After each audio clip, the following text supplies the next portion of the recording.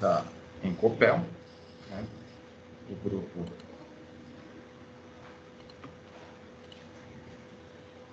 GTXZ, do qual a Encopel faz parte. E no fim aí, se a gente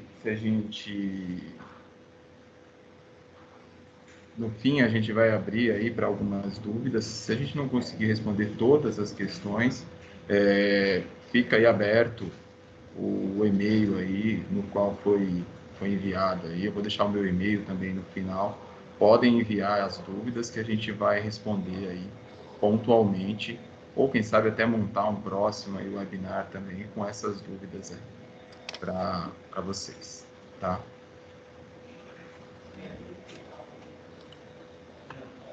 Bom, falando do grupo GTXZ, né? É um grupo aí que foi constituído em 1995, né? E de lá para cá ele vem em ampla expansão. A gente começou aí com a parte de locação de máquinas, né? Depois entramos no mercado de reposição de peças e hoje estamos aí também com serviços e apoio técnico, né? Atualmente a gente tem aí a frota mais moderna relacionada a equipamentos da linha amarela aí, tá? Então, dentro desse grupo GTXZ, a gente tem a Triex Locadora, que é a empresa aí na qual estão a parte de todo tipo de equipamento de linha móvel, seja trator, para carregadeira, a gente tem aqui para locação. Temos aí a Triex Peças, que seria o braço relacionado a peças para essas máquinas, tá? Deixa eu só trocar aqui o roteiro. Para essas máquinas, então, tudo que for peça para máquina de linha amarela, a gente tem aqui para distribuir, para vender, né? O PEL em si, que é onde eu estou inserido, né? Que é a parte industrial do grupo, ou seja, a parte que trabalha com peças para linha e para área industrial, seja ela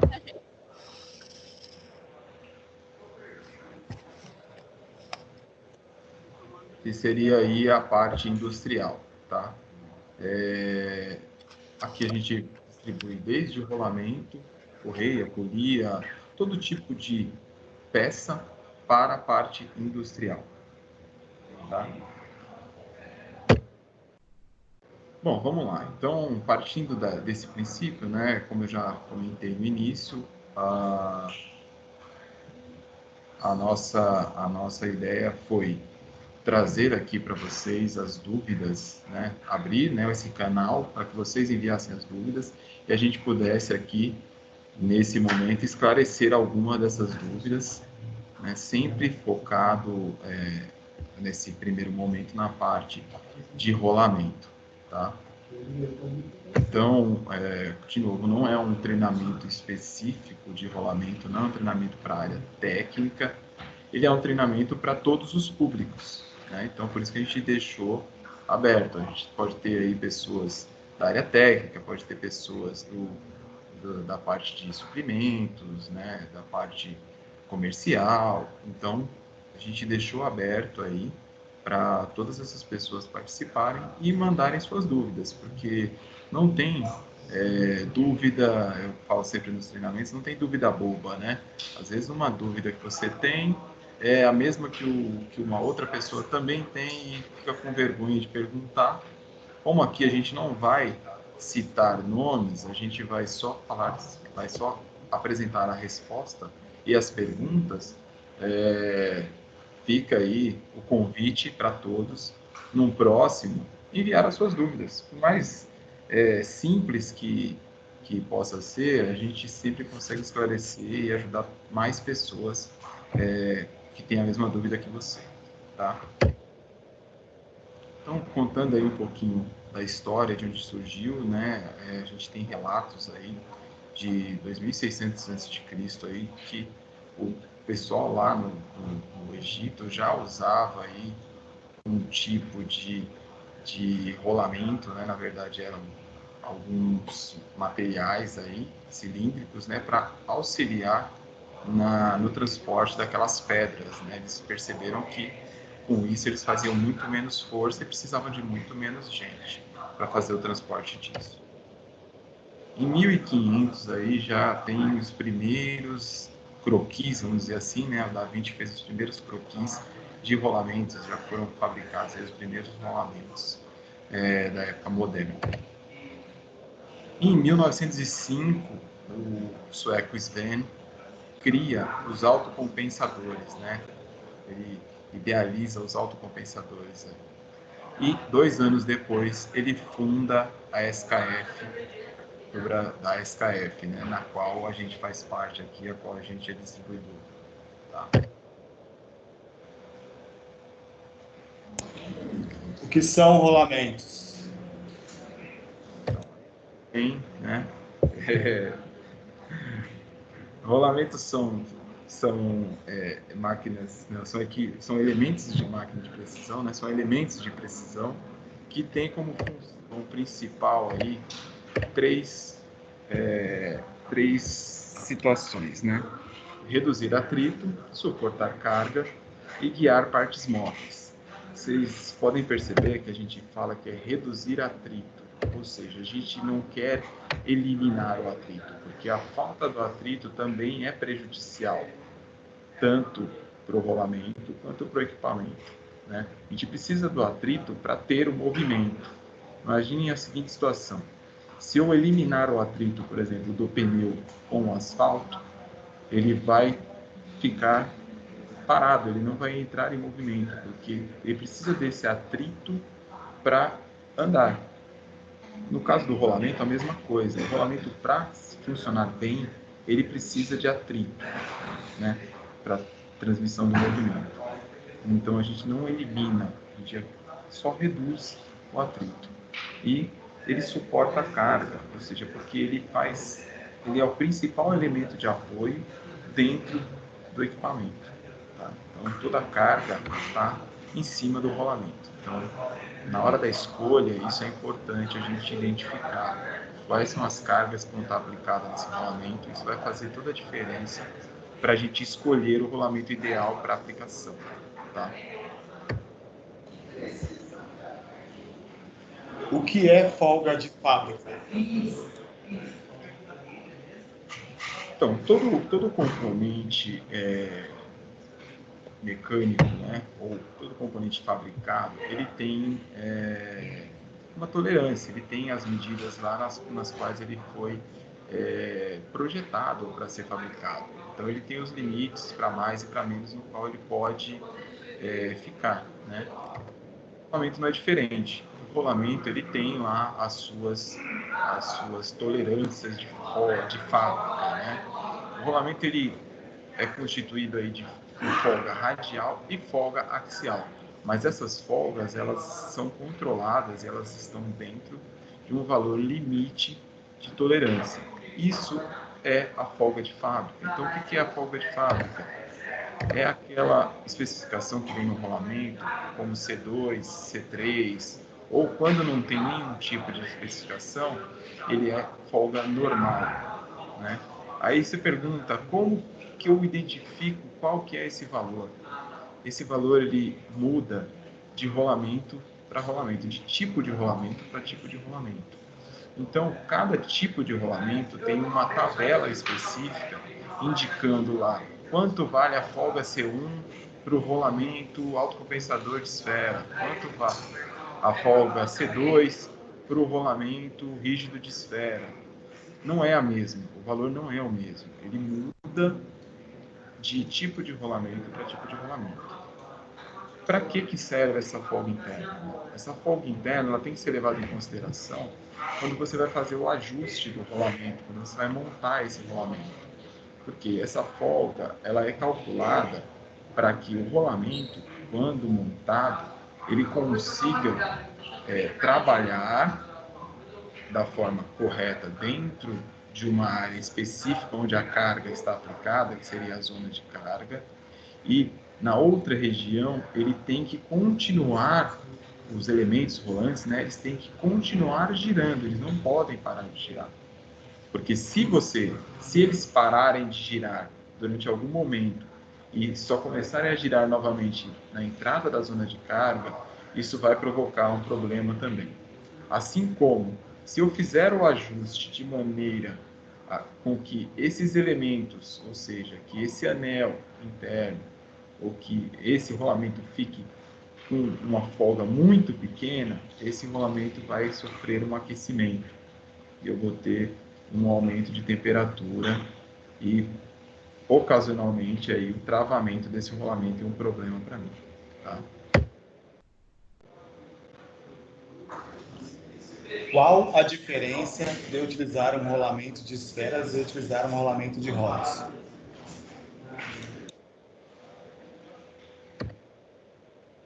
Basicamente é o seguinte, você tem um rolamento de esfera, a área de contato de um rolamento de esfera, ela é um ponto, certo? Ou seja, é o ponto da esfera com o anel interno e o ponto da esfera com o anel externo. Então a área de contato ela é pequena. No rolamento de rolos, ela é maior. Ela é maior, ela é uma linha. Ela é uma linha.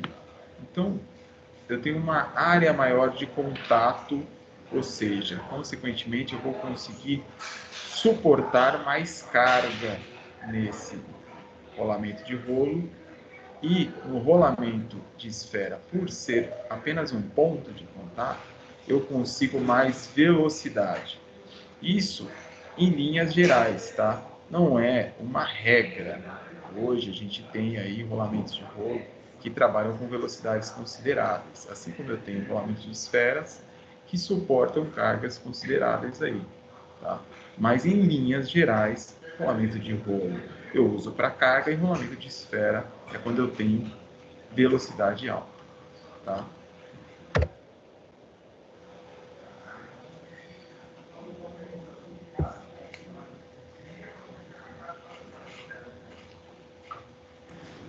O que significa estabilização térmica?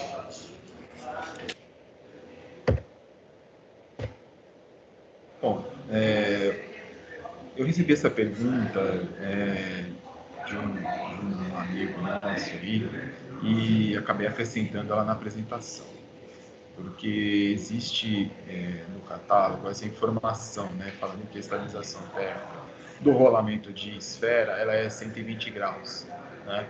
E aí ele me perguntou, tá, mas então essa é a temperatura limite de trabalho? Não, não, não, não exatamente, tá? Essa temperatura de estabilização térmica, ela significa o seguinte, significa que até aquela temperatura, as dimensões do rolamento, ou seja, as medidas do rolamento não vão sofrer alteração, ou seja, ela consegue se manter sem variações. Mas não indica que essa é a temperatura máxima de trabalho, porque a temperatura máxima de trabalho do rolamento ela vai depender de outros fatores. Ela vai depender de qual que é a gaiola do rolamento, de qual que é o lubrificante que você está utilizando.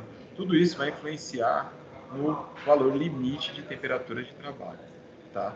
Mas os rolamentos em si, na SKF, eles são estabilizados termicamente, ou seja, você consegue garantir a geometria, né, do rolamento nos rolamentos de esfera até 120 graus e nos rolamentos de rolo até 200 graus Celsius, tá?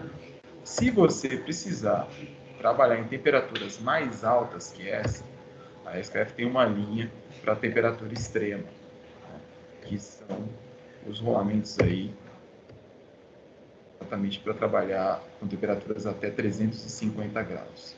Então a gente tem uma linha que vai de menos 150 até 350 graus. São rolamentos específicos para trabalhar em baixa ou alta temperatura, os quais eles têm aí a gaiola em grafite. Então você não precisa fazer a lubrificação desse rolamento, ele é autolubrificante, né? Então você consegue trabalhar com altas temperaturas sem haver necessidade de ficar lubrificando esse rolamento com uma graxa especial, tá? Qual a melhor opção de vedação para ambientes de muita contaminação? Exemplo, setor de mineração.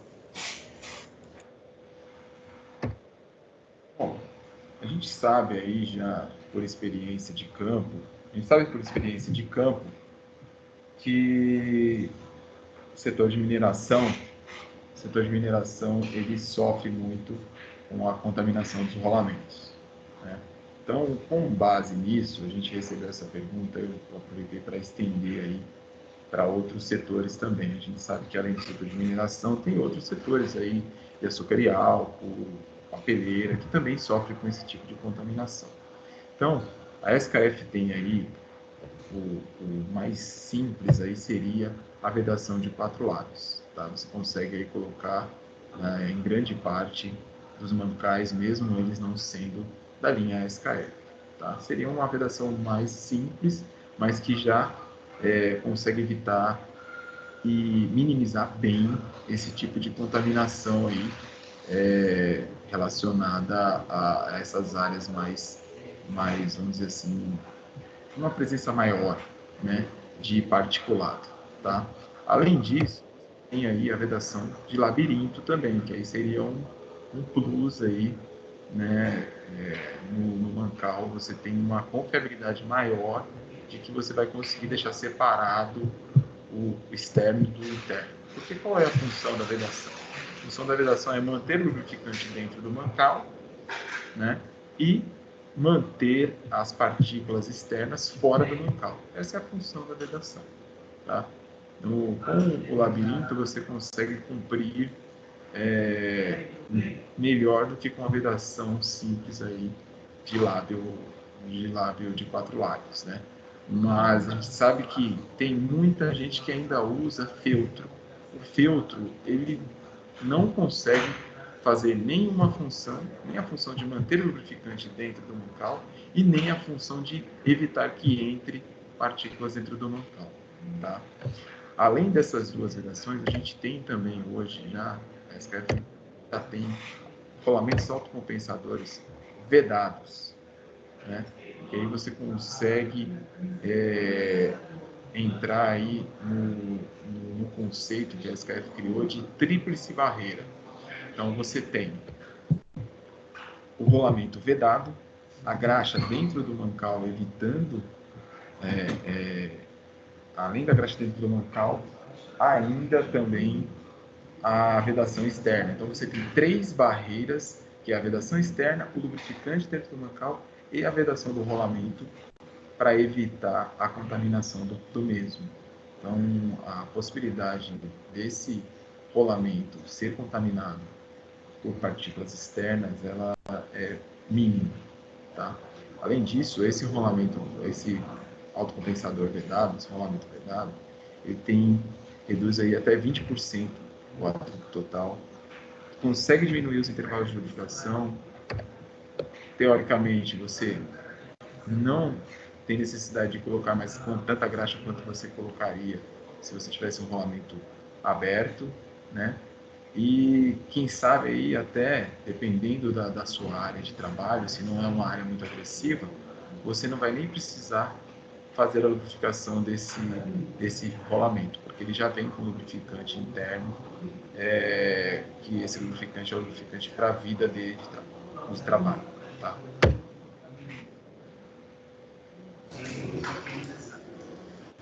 Como prevenir problemas causados por passagem de corrente elétrica em rolamentos de motores que utilizam inversor de frequência? Bom, a gente tem aí também, de novo, por experiência aí, muitos casos de passagem de corrente elétrica, né, de fuga de corrente elétrica em motores, os quais ocasionaram aí falha de rolamento. Para esse tipo de problema, né, a gente tem uma linha específica que é o InsoCoach, tá? O InsoCoach é um rolamento normal no qual é aplicada uma película de óxido de alumínio. Essa película ela pode ser aplicada tanto no anel externo quanto no anel interno do rolamento. E essa película evita que a corrente elétrica, né, passe do eixo pro rolamento aí, ou conclua, né, o ciclo e acabe prejudicando o rolamento. Tá?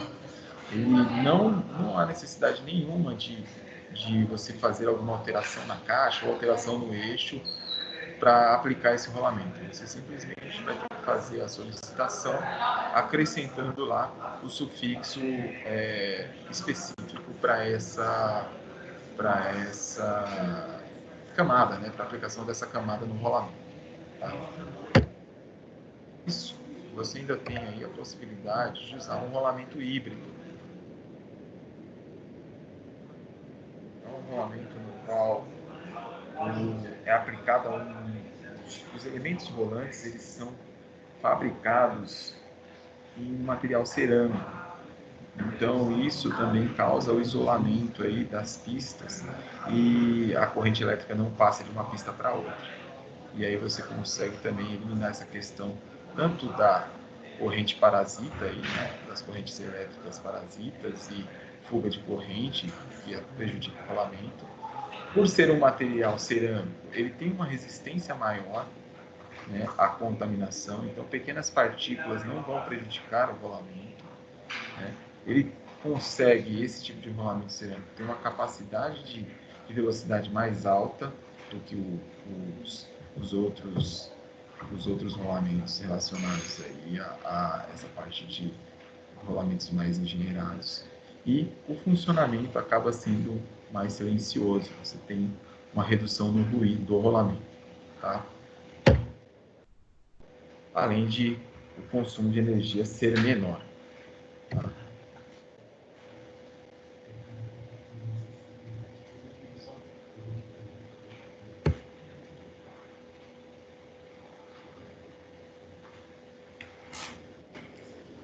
Em ventiladores com rotor em balanço ou biapoiado, qual rolamento devemos bloquear na montagem? Bom, como eu disse, né, a gente tentou trazer aqui perguntas do dia a dia das manutenções aí para esclarecer. Né? Essa é uma pergunta que a gente sempre ouve nos treinamentos aí de rolamento. Né? Qual o rolamento eu devo bloquear? Né? A gente sabe que um rolamento deve ser bloqueado e o outro ele tem que trabalhar livre para poder acomodar o deslocamento axial e aí possíveis aí, movimentações relacionadas à dilatação térmica ou alguma coisa nesse sentido. Então a gente sempre trabalha com um lado bloqueado e o outro livre. O lado que normalmente a gente deve bloquear é o lado do acionamento, tá? É o normal de ser bloqueado.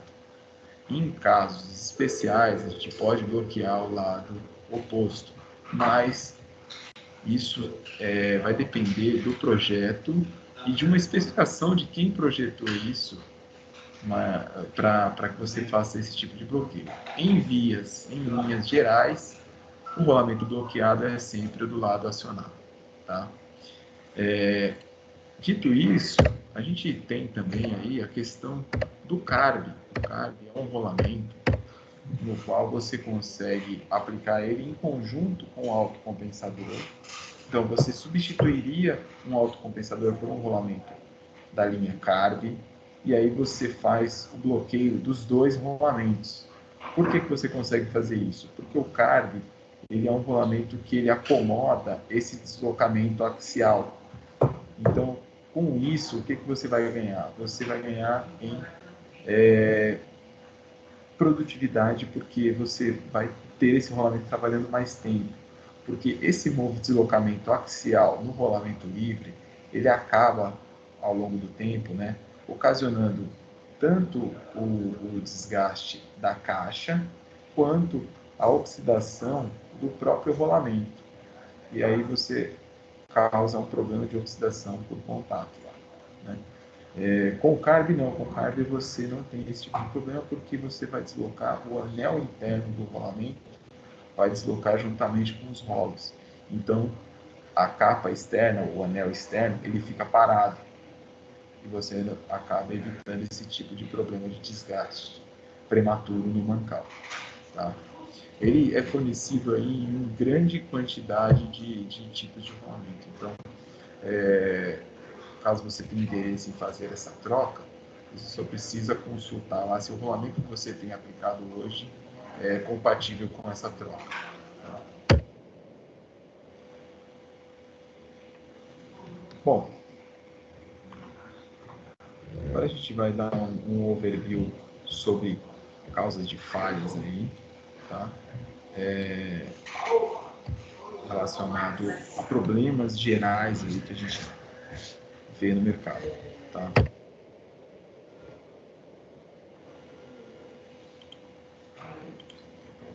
Isso aqui.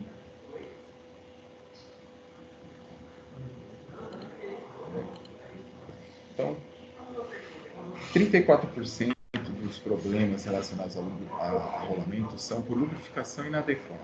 19% estão relacionados à contaminação. 18%, erro de montagem. 2,8%, armazenagem e manuseio inadequado. 5,5% causas desconhecidas, né? E 20% relacionado a desalinhamento. Isso foi um estudo, foi feito aí, né? Mas isso pode variar de planta para planta. Isso é em linhas gerais, mas em cada planta é ideal você ter um levantamento relacionado a isso para que você consiga direcionar qual que é a área sua que está impactando de maneira direta na vida útil dos seus rolamentos e outros componentes, para que você possa criar um plano de ação direcionado a essa situação ou a essas situações. Tá? Então, relacionado a armazenamento, né, inadequado. A questão do armazenamento, principalmente para a parte de rolamento, ela tem que ter alguns cuidados aí. O local não pode ter poeira, o local não pode ser úmido, vibração acaba ocasionando problema, né? Tem a posição correta para você armazenar o rolamento de acordo com o tipo, se é um rolamento pequeno, se é um rolamento grande, né?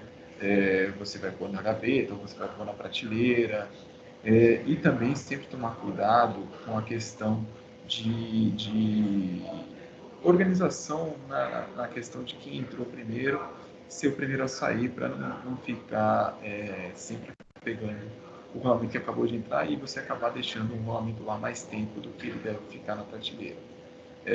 Uma coisa que deve ser dita é que o rolamento ele tem um tempo aí no qual ele pode ficar armazenado, tá? Tem um tempo limite no qual ele pode ficar armazenado.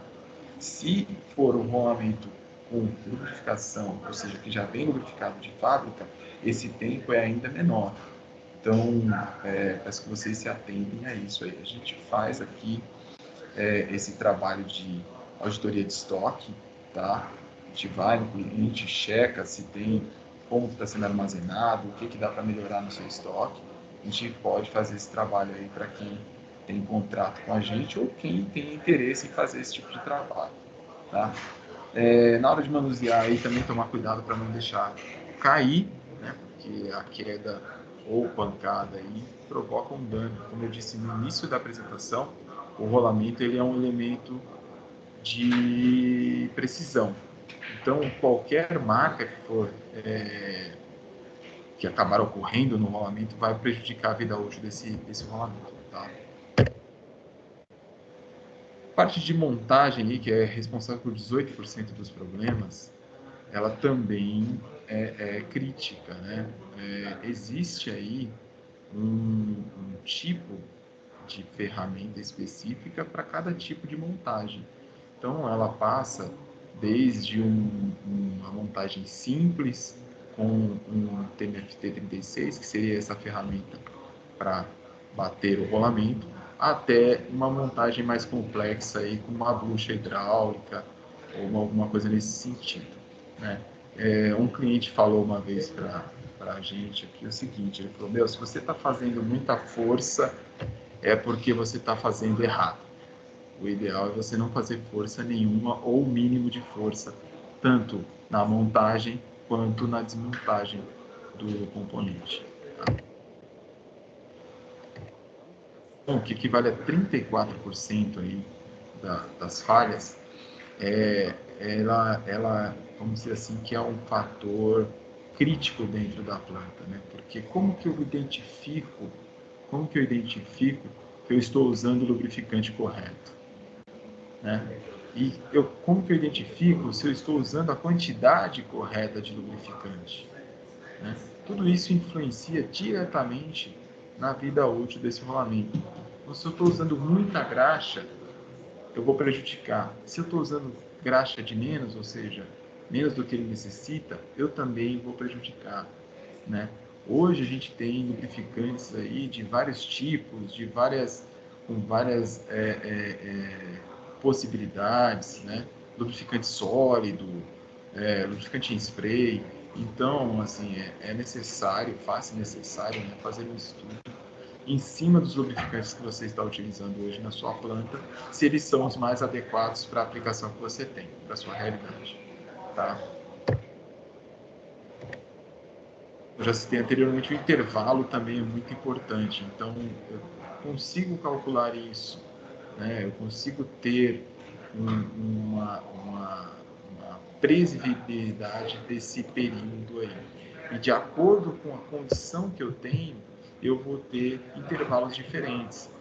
Então, às vezes eu tenho equipamentos similares na minha planta, mas que trabalham em rotações diferentes, que trabalham em áreas diferentes, com temperaturas diferentes, com carga de trabalho diferente, com uma condição diferente. Um lugar tem poeira, outro tem umidade, o outro é no ar livre, ao ar livre, não tem nada, trabalha com muita vibração, trabalha com carga de choque. Tudo isso vai influenciar. Então, se eu tenho dois equipamentos iguais, mas que trabalham em áreas diferentes, com velocidades diferentes, eu vou ter intervalos de lubrificação diferentes. Então, também isso é importante ser revisto aí, ser recalculado. A questão da contaminação, né? Existe aí hoje maneiras aí, a gente citou uma aí que é o labirinto, que são os rolamentos vedados, que são as vedações mais simples lá de 4 lados, né? Mas existem também outros trabalhos mais complexos aí, que são os sistemas de blindagem, sistemas de filtragem, que seriam formas de você evitar ao máximo o contato do lubrificador com o lubrificante que vai ser aplicado no equipamento. Tá? Esse trabalho, onde ele foi aplicado, ele tem assim um ganho muito alto, porque você consegue aí utilizar o lubrificante e reutilizar o lubrificante várias vezes, porque você tem o controle 100% do processo. Então, eu filtro ele antes de colocar, no caso do óleo, né? Eu filtro o óleo antes de colocar no redutor. Eu estou acompanhando esse redutor aí através de análise de óleo, através de outros sistemas, né? Respiro e outras ferramentas que eu tenho, até sensor, né? Esse óleo me indicou que está começando uma contaminação, eu já consigo agir proativamente, realizando uma filtragem desse novamente e atuando na causa, né? Porque quando aparece um particulado numa análise de óleo, a causa desse particulado não é o óleo, a causa desse particulado é algum desgaste interno do equipamento. Então não adianta simplesmente eu tirar o óleo, filtrar e colocar o óleo de volta. Eu preciso atuar na causa, eu preciso identificar qual foi a causa do particulado para eliminar essa causa e aí sim eu fazer uma filtragem ou fazer a troca da carga do óleo. Tá? E o desalinhamento. Né? A gente sabe aí, hoje existe muita gente já executando esse trabalho, muitas empresas já têm o seu próprio alinhador, né? Já tem uma equipe que faz essa questão do alinhamento, mas ainda existe algumas empresas na qual esse trabalho não é executado. Né? esse trabalho ele impacta diretamente na vida, todos os outros também, mas esse principalmente na vida do rolamento e dos outros componentes. Um equipamento que trabalha desalinhado, ele tem uma vida útil aí reduzida em no mínimo 50%. Tá?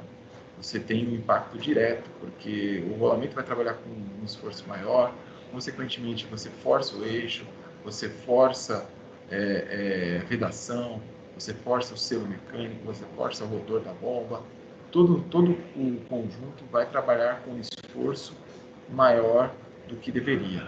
E, consequentemente, a vida útil desse equipamento vai ser reduzida. Tá? Então, por isso, é tão necessário realizar o alinhamento. Principalmente em equipamentos que trabalham aí com rotações mais altas, aí acima de 1.800 RPM. Tá? Bom, pessoal, acredito que era isso que a gente tinha para passar para vocês. Eu sei que devem haver muitas dúvidas aí, tá? Eu vou pedir que vocês mandem as dúvidas para a gente por e-mail. Tem aí o meu contato, meu telefone, o e-mail do nosso departamento, que está à disposição de vocês aí para esclarecer dúvidas relacionadas tanto ao rolamento como a outros componentes aí que a gente distribui, como também dúvidas técnicas aí de montagem, qual ferramenta utilizar. A gente está à disposição aí para ajudar no que for necessário. A gente quer trabalhar como um parceiro de vocês aí, auxiliando no que for necessário e no que for preciso, para que vocês consigam chegar aí e melhorar a confiabilidade dos equipamentos de vocês aí. Tá?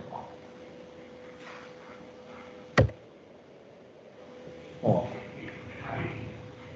muito obrigado aí. Eu queria pedir aqui a vocês fazerem os que puderem, né? Tirar uma foto aí da equipe assistindo o treinamento e enviar para a gente. A gente vai postar isso aí nas nossas redes sociais. Tá? Acho que demais é isso, né? Finalizamos. Muito obrigado a todos que disponibilizaram um tempo aí para poder participar desse nosso webinar. Espero que tenha contribuído aí, que tenha esclarecido as dúvidas de vocês. É claro que devem ter mais dúvidas. Tá aberto aí o canal. Pode mandar para a gente aí, que a gente vai ter o maior prazer em responder a dúvida de vocês. Obrigado, pessoal, e até o próximo, aí daqui a 15 dias. Obrigado.